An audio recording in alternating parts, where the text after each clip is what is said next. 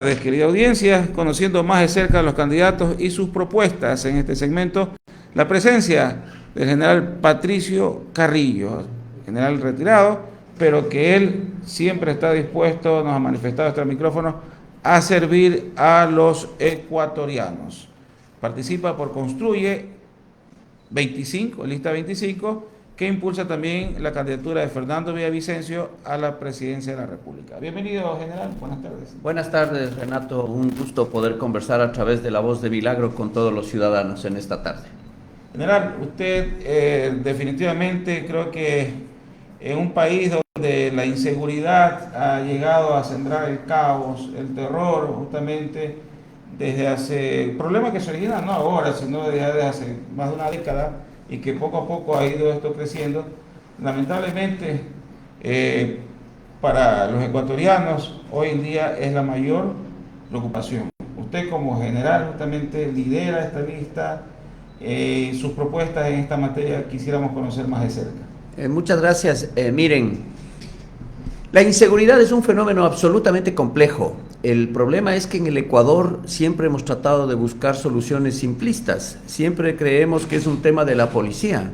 Siempre estamos pensando que pasa por fortalecer únicamente la institucionalidad de la Policía Nacional y con eso ya nos garantiza la seguridad.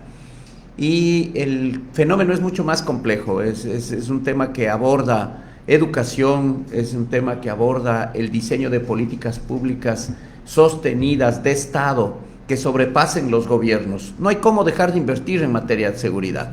Y cuando eso se pierde, ya en algún tiempo el deterioro del tejido social viene rápidamente. Yo les pongo un ejemplo.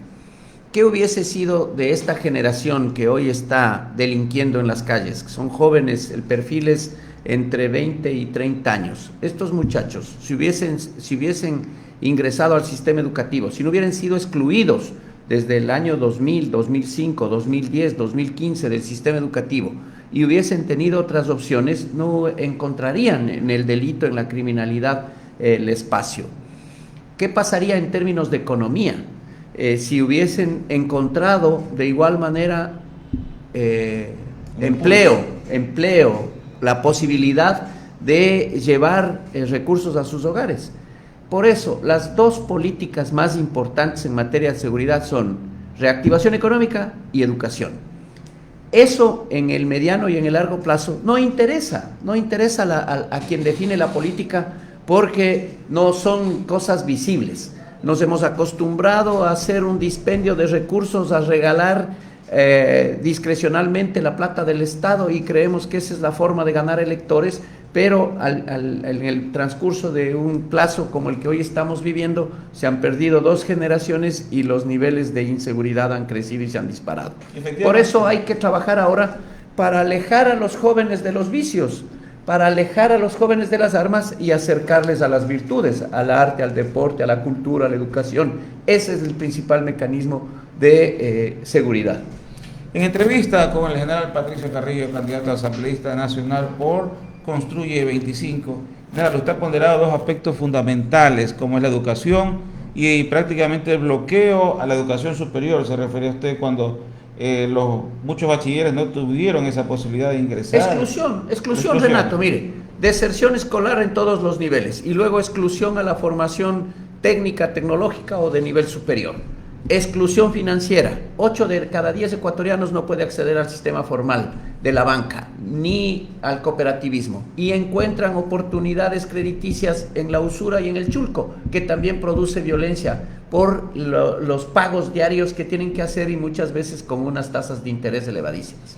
La famosa tabla de portabilidad, entre comillas, ¿cuál es su concepto? ¿Esto realmente ayudó, benefició o hizo todo lo contrario? Mire, este es un tema de salud pública que hay que debatir. Los problemas estructurales del país me parece que en una asamblea mucho más digna deben llevarse y tratarse ahí, porque este es un tema que implica muchas aristas.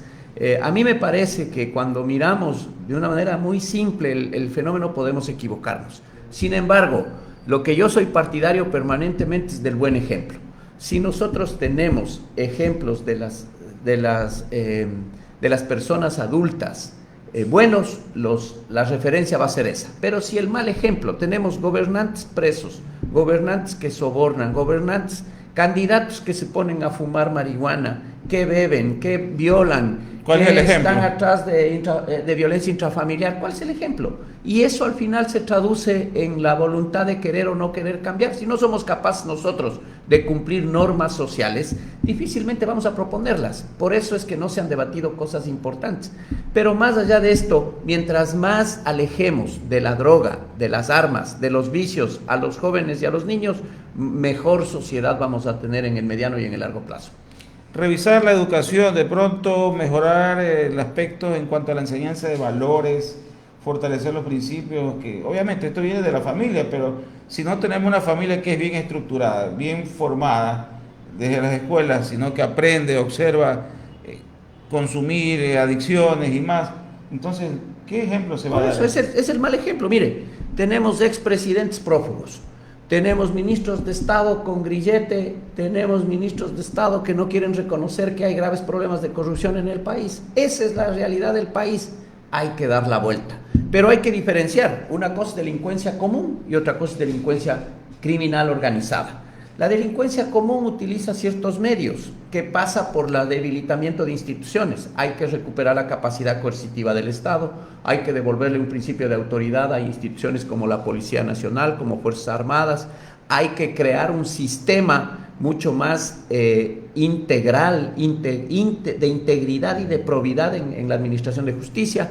Hay que crear un modelo penitenciario que garantice libertades y derechos a todos, pero que no nos genere esas irracionalidades como las que hemos vivido. Y todos estos mecanismos son parte de una política de seguridad. Pero cuando enfrentamos crimen organizado, ahí hay que diferenciar, ahí hay participación política. La motivación del crimen organizado es política, no es económica. Ellos tienen ya los recursos económicos de la ilegalidad. Ahí lo que quieren es debilitar los sistemas de control, porque la economía ilegal empieza a competir con el Estado. Esto es parte de la realidad de la Asamblea Nacional. Por eso no han querido sacar leyes importantes como la ley de extinción de dominio, la ley de inteligencia, la ley de contrainteligencia, que son fundamentales. ¿Usted las va a impulsar? Nosotros, ese es el pedido, esa es la propuesta que nosotros estamos haciendo. Nosotros no venimos a prometer nada. Nosotros queremos que el ciudadano comprenda desde los hechos y descubra su propia verdad. Y no venimos a pedirles el voto, venimos a decirles, ustedes razonen, y si no hay un equilibrio en la Asamblea Nacional, si no podemos llegar con una bancada potente, fuerte, con voz firme, para sacar de la gaveta estas leyes que se han presentado desde hace muchos años atrás, pero que no han querido sacar por un interés político criminal, es el momento. Estas leyes van a permitir depurar instituciones, generar mayor capacidad coercitiva al Estado, darle un principio, devolverle un principio de dignidad y de autoridad a instituciones. La Policía Nacional y las Fuerzas Armadas ameritan no solamente equipamiento, que no les llega, entrenamiento y educación. Por eso pedimos la universidad. Ante los problemas de inseguridad que vienen, la ciberdelincuencia, por ejemplo, cómo estamos preparándonos y cómo estamos preparando a la comunidad y a las personas en temas de seguridad.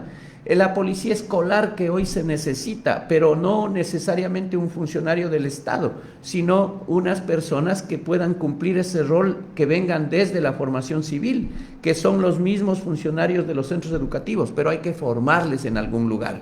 Por eso proponemos la Universidad de la Seguridad. Se necesita formación doctrinariamente en temas de derechos humanos, porque es las libertades y los derechos nuestros los que se pueden afectar de no tener una policía formada en estos conceptos. Pero para eso es fundamental no solamente el marco jurídico, sino también el equipamiento que se le dé. ¿Cómo le pedimos que haga uso progresivo y gradual de fuerza a un policía al que no le hemos entregado sino solamente un arma letal? Hay que darle armas no letales, hay que darle una cámara personal para que registre el procedimiento. El soporte de los procedimientos. Y la norma, una norma privilegiada. Si yo le estoy dando un poder y le estoy entregando un arma del Estado, eso debe ser de manera privilegiada. Pero acá se ha privilegiado más bien a quienes desde la irreflexión atacan a la gente, ofenden derechos a la gente. Los delincuentes, para que ellos puedan defenderse. Eso se llama legítima defensa privilegiada, es decir, una capacidad especial para que el policía anticipe el riesgo, no espere que la amenaza se concrete por parte del delincuente. Estas son cosas que necesitan y ameritan reformas en el Código Integral Penal, necesita revisarse el Código Orgánico de la Función Judicial. Mire, Milagro, ¿cuántos fiscales y cuántos jueces tiene? ¿Cuál es el modelo? Ante toda la cantidad de delitos de presencia de crimen organizado, ¿por qué no tenemos un modelo mucho más fuerte aquí? Este sistema permisivo que se ha creado y en algunos cantones es mucho más marcado, como por ejemplo le cambian los jueces para poder tratar ciertos casos y los casos cuando son de mayor interés o involucran mayor cantidad de recursos recaen sobre estos jueces multicompetentes que están tomando decisiones que luego generan escándalos. Hay que fortalecer con un modelo que garantice independencia en la función judicial, pero que también nos garantice probidad e integridad. Su experiencia en la Policía Nacional definitivamente le ha servido para ponderar todo esto que usted está manifestando, estimado general. Más que es la comprensión y el conocimiento del fenómeno. Mire, nosotros no podemos resolver si no hay voluntad política. Y la voluntad política de la Asamblea es fundamental para la reforma. ¿Dónde se genera la política pública? Le interrumpo, general, le pido disculpas. Claro. ¿Usted cree que existirá voluntad en la próxima asamblea y que pronto no vayan a poner trabas, dilaten o den prioridad a otros temas? Depende del poder ciudadano. Si vuelven a confiar en los mismos, mire cómo le están retando a la sociedad ecuatoriana. Le dicen, acabamos de cesar a una asamblea que tenía el 4% de aceptación, el 96% de desaprobación. Y el mismo movimiento político les dice, ¿saben qué? Les voy a poner a los mismos candidatos. Caramba. Y vaya a ver ahora qué pasa con los ciudadanos. Y si la composición en la Asamblea Nacional vuelve a ser la misma, de oponerse, por impedir la gobernabilidad, por desestabilizar la democracia, entonces va a ser mucho más complejo. Nosotros hacemos un llamado a la unidad. Nosotros le pedimos al ciudadano, generemos un equilibrio de poder. Necesitamos llegar con una bancada sólida de la lista 25 para que estas propuestas se puedan concretar. Y nosotros vamos a hacer el máximo de nuestros esfuerzos para sacar adelante todos estos mecanismos que creemos son fundamentales. Esto se une con la política de gobierno. El Ejecutivo tiene que hacer su rol y nosotros nos corresponde no solo las reformas, sino también fiscalizar. ¿Fiscalizar qué instituciones, Renato? ¿Qué hace la unidad de análisis financiero ante tanta economía ilegal en el país, ante tanta gente que se ha enriquecido, ante tantos grupos que operan para el crimen organizado desde el Estado y desde la parte privada? ¿Cómo liberamos de mafias que existen en las aduanas, en el servicio de contratación pública, en la administración del tránsito, en la gobernanza de un sinnúmero de aspectos en el sistema penitenciario? Porque se cree que la inseguridad en el sistema carcelario es porque los policías no cuidan la parte física, el control físico de la cárcel. El problema más grave es la corrupción en los procedimientos para ubicar presos, para beneficios penitenciarios. Y ahí operan mafias de abogados que defienden técnicamente a delincuentes y son parte de las organizaciones criminales y se enriquecen de este dinero ilegal. Pero ¿cómo hacemos un seguimiento a este dinero si no tenemos ni la ley de inteligencia, ni la ley de contrainteligencia, ni la ley de extinción de dominio? Por eso no han querido sacar esas leyes y nosotros vamos a ir, pero en la medida en que el poder ciudadano nos otorgue esa confianza. Hoy es apresado un antisocial y luego de 3 o 5 días está en las calles. Pero eso es la pregunta. La agilidad de la justicia. Sí, ahí se pregunta, ¿por qué no se llega con elementos de convicción suficientes? Mire lo que sucede. Le voy a poner 2 ejemplos, Renato, y para que los ciudadanos me comprendan. La presunción de inocencia es un derecho de todos que hay que cuidarlo, pero puede haber presunción de inocencia para aquellos delincuentes que 20, 30 veces entran al sistema penitenciario, tienen antecedentes permanentemente, hacen uso de armas de fuego, han asesinado, han cometido delitos graves, y para ellos presunción de inocencia, para ellos proceso abreviado, aceptan su culpabilidad, se reduce la pena y luego se benefician penitenciariamente y no cumplen. Esa agenda de impunidad es la que hay que romper. Pero esa agenda de impunidad que sirve para el delito común, sirve también para el delito de cuello blanco, sirve también para el crimen organizado. Por eso es que la participación política de la economía ilegal es lo que hay que romper. Insisto, ¿cómo lo podemos hacer si no hemos fortalecido el sistema de inteligencia, si no hemos dado capacidades especiales para entender la dinámica de la corrupción y de la economía ilegal en lo formal en el Ecuador. General, ¿cómo acabar con la corrupción dentro de los centros carcelarios? ¿Existe ahí una verdadera rehabilitación? No, mire, no, los centros carcelarios fueron unas mega cárceles construidas con otro fin que no es la reinserción y la rehabilitación social. Hoy hay que crear un modelo, pero primero revisando qué ley. La ley de rehabilitación social y privados de libertad para crear un modelo que ha planteado Fernando Villavicencio y que planteamos nosotros con las listas 25. En la Asamblea Nacional queremos sacar adelante esa ley y proponer el modelo para que el Ejecutivo lo aplique. Un modelo desconcentrado con un primer nivel para aquellos que se equivocaron por primera vez, la gestión carcelaria que sea directa desde las autoridades locales, porque la cárcel es de la ciudad. Y luego un sistema en un segundo y en tercer nivel para aquellos que por voluntad propia pertenecen a organizaciones criminales y que ya son reincidentes en el sistema. Y un tercer nivel para aquellos que han generado las masacres carcelarias con un régimen disciplinario absolutamente diferenciado y aislamiento total en el oriente ecuatoriano. Pero, ¿cómo funciona la seguridad en las cárceles? Una cosa es la seguridad física, que la deben brindar los agentes penitenciarios por temas de derechos humanos, no debería involucrarse la policía. El tema es que ante la necesidad, la policía está dando ese servicio adicional por la disfuncional del SNAI, pero esto debe terminar y debe fortalecerse el sistema. Pero la corrupción mayor está en los procedimientos, cómo se consiguen beneficios penitenciarios, cómo está la distribución. Mira, una herramienta que nosotros impulsamos cuando fui ministro, pero que lastimosamente entregaron de manera inoportuna la información y ahora ya no la pueden tomar para la definición de política pública, que es el censo penitenciario. ¿Cuántos son? ¿Cómo están sus procedimientos legales? ¿Cómo son las ubicaciones en los diferentes pabellones? Aquí se ha entregado pabellones por asociación y por agrupamiento para que demuestren fuerza. Eso hay que romper. Es que no hay un modelo. Hay que crear este modelo, pero también las autoridades locales deben asumir su rol como una cárcel local, que es cuidar a sus propias personas. Todos podemos equivocarnos. Un accidente de tránsito nos puede llevar a una persona a privarse de libertad, pero debemos garantizar a esas personas que no se mezclen con aquellos que pertenecen ya a organizaciones criminales.